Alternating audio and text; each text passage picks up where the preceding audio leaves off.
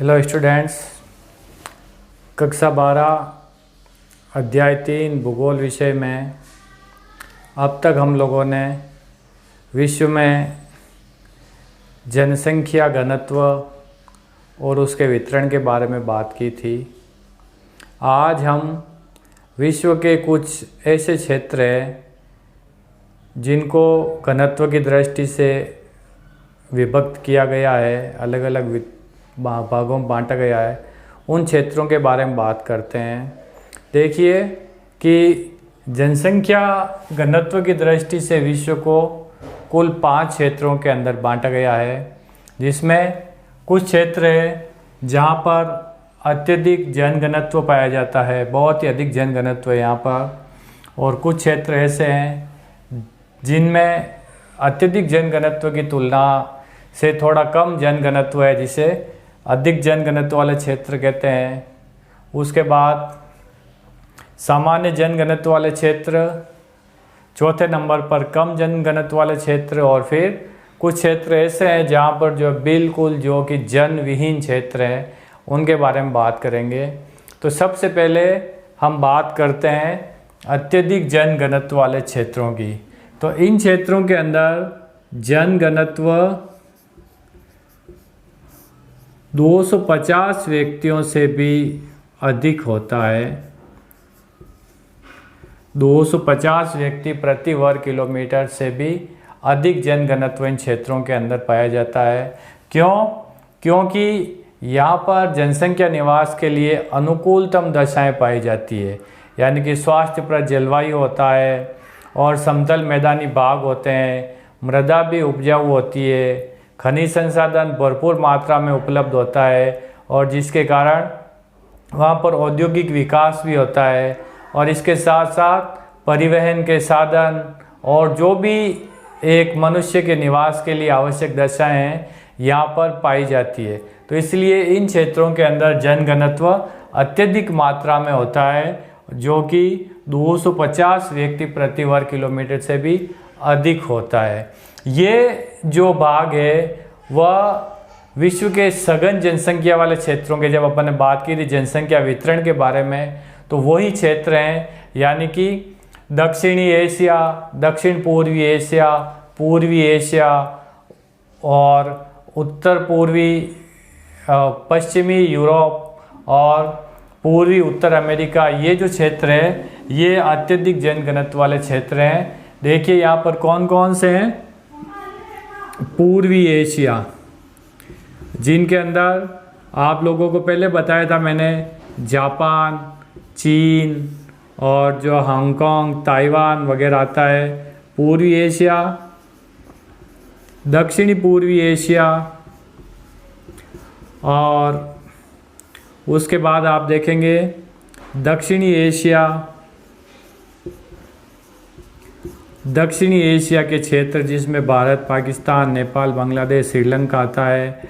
और उसके बाद आप देखिए पश्चिमी यूरोप, मध्य पश्चिमी यूरोप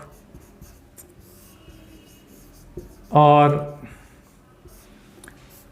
पूर्वी उत्तर अमेरिका, ये क्षेत्र अत्यधिक जनघनत्व के क्षेत्र हैं, और जनघनत्व की वृद्धि की जो भी अनुकूलतम दशाएं होती है वो इन क्षेत्रों के अंदर पाई जाती है। इसलिए ये विश्व जनसंख्या के अत्यधिक जनघनत्व वाले क्षेत्र है। इनको हम नक्शे के अंदर देखते हैं। विश्व के नक्शे के अंदर अत्यधिक जनघनत्व वाले क्षेत्र जापान और कोरिया, चीन का ये पूर्वी भाग, हांगकांग वगैरह, और उसके बाद ताइवान, ये पूर्वी एशिया के भाग है।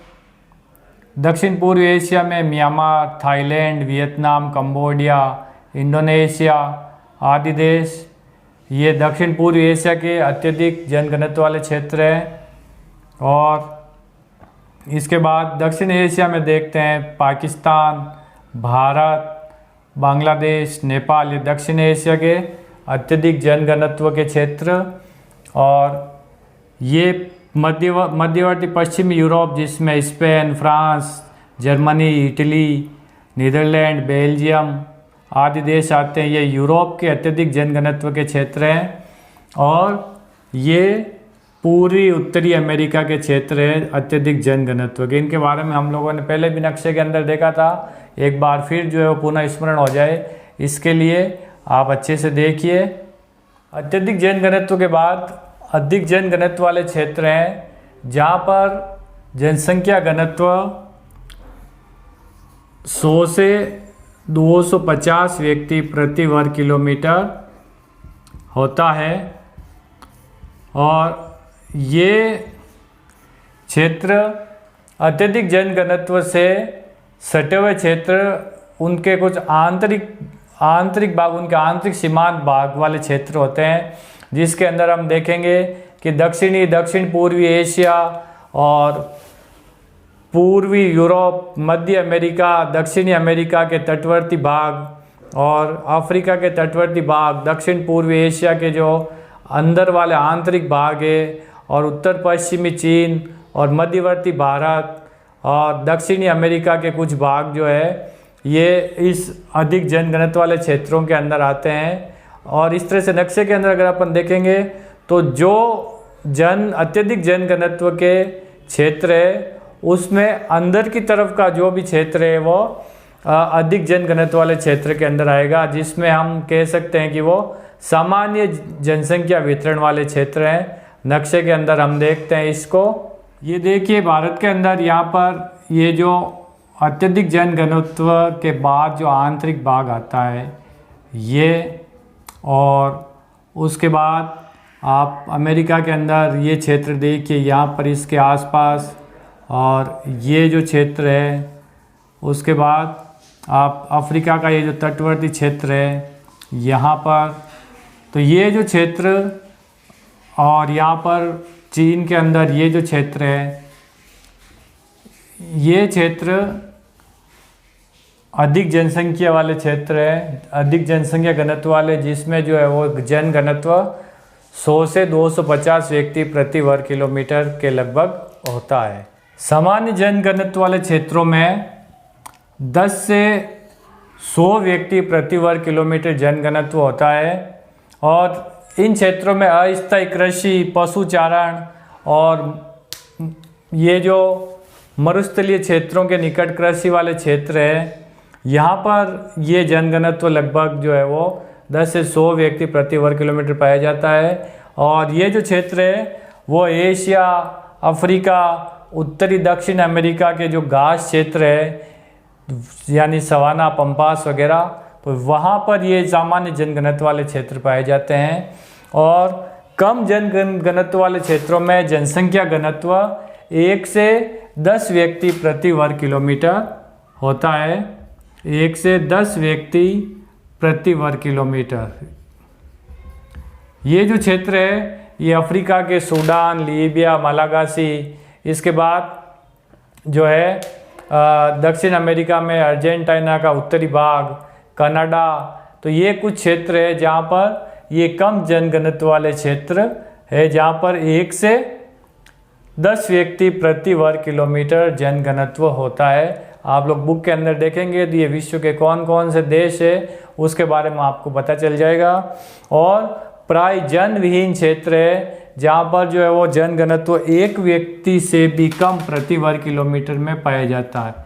1 व्यक्ति से भी कम प्रति वर्ग किलोमीटर। तो ये जो विश्व के ऐसे क्षेत्र है जो कि अत्यधिक कठिन जलवायु दशाएं लिए हुए हैं, यानी कि बहुत ही अधिक जहाँ पर शीत वातावरण होता है या बहुत ही अधिक जो है वो गर्मी पड़ती है, रेगिस्तानी भाग, और उसके बाद जो उच्च पर्वतीय प्रदेश है यहाँ पर ये प्राय जनविहीन क्षेत्र पाया जाता है। आप देखेंगे अंटार्कटिका महाद्वीप में जहाँ पर जो है वो बिल्कुल जनविहीन क्षेत्र हैं। इसके बाद साइबेरिया वाला क्षेत्र है, या अफ्रीका का सारा मरुस्थल है, या अफ्रीका के ही वो अत्यधिक सघन वनों वाले भाग है, या विश्वोत्तरीय के सघन वनों वाले भाग है। वहाँ पर जनघनत्व 1 व्यक्ति से भी प्रति वर्ग किलोमीटर पाया जाता है, और ये प्राय जनविहीन क्षेत्र हैं। तो इस तरह से हमने विश्व के 5 क्षेत्र देखें जो कि जन घनत्व की दृष्टि से जो कि अत्यधिक जन घनत्व वाले, जहाँ पर 250 व्यक्ति से भी अधिक का जन घनत्व पाया जाता है। उसके बाद 100 से 250 व्यक्ति जन घनत्व वाला जो है वो अधिक जन घनत्व वाले क्षेत्र हैं। और फिर सामान्य जन घनत्व वाले क्षेत्र जहाँ पर जन घनत्व 10 से 100 व्यक्ति प्रति वर्ग किलोमीटर होता है।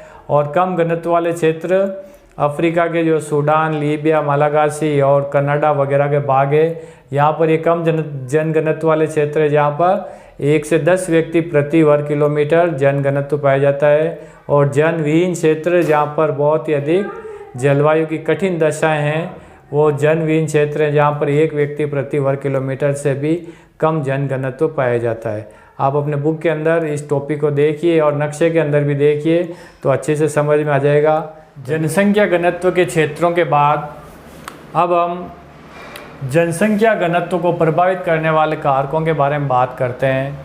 तो यहाँ पर देखिए मुख्य रूप से 2 कारक है जो कि जनसंख्या घनत्व को प्रभावित करते हैं।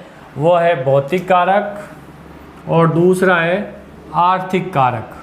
भौतिक कारक यानी कि वो प्राकृतिक दशाएं कौन कौन सी है जो प्रकृति द्वारा नियंत्रित होती है, जिसके कारण मनुष्य किसी भी क्षेत्र में रहने के लिए आकर्षित होता है या वहाँ पर रहने के लिए अपनी इच्छा नहीं जताता है।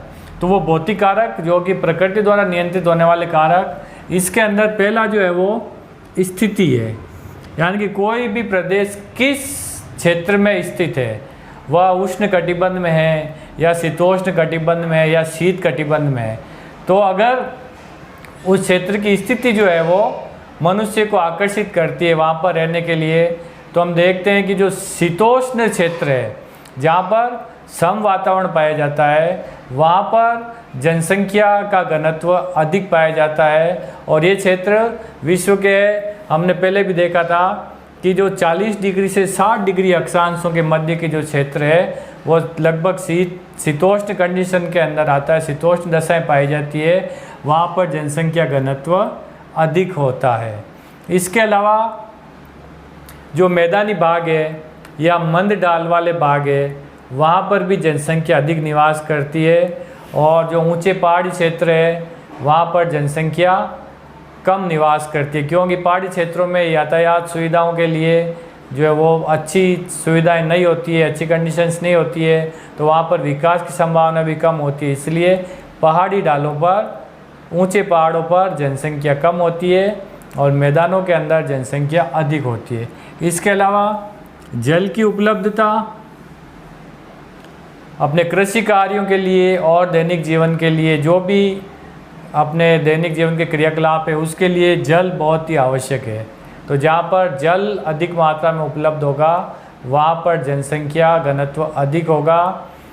इसीलिए जो हम पुरानी सभ्यताओं के बारे में जब देखते हैं तो वो सभी सभ्यताएं नदियों के किनारे जो है विकसित हुई है, क्योंकि वहाँ पर उनको अपने कृषि वगैरह के लिए जल आसानी से उपलब्ध हो जाता है। अब तीसरी आती है जलवायु।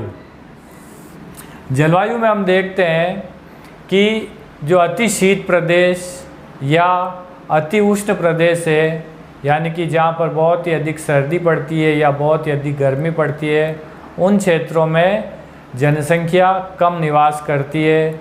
और जहाँ पर रहने के लिए सुखद वातावरण होता है जैसे कि भूमध्य सागरीय प्रदेश, वहाँ पर जनसंख्या अधिक निवास करती है। तो जलवायु दशाएं भी किसी भी स्थान पर जन घनत्व को प्रभावित करती है। उसके बाद मृदाएं, मिट्टियाँ, अगर किसी क्षेत्र में उपजाऊ मिट्टियाँ हैं और नदियों द्वारा हर साल बहाकर लाई जाने वाली मिट्टियाँ होती है तो वहाँ पर जन घनत्व अधिक होता है। और मरुस्थलीय क्षेत्रों में जन घनत्व कम होता है, क्योंकि वहाँ की मृदा जो है इतनी उपजाऊ नहीं होती है।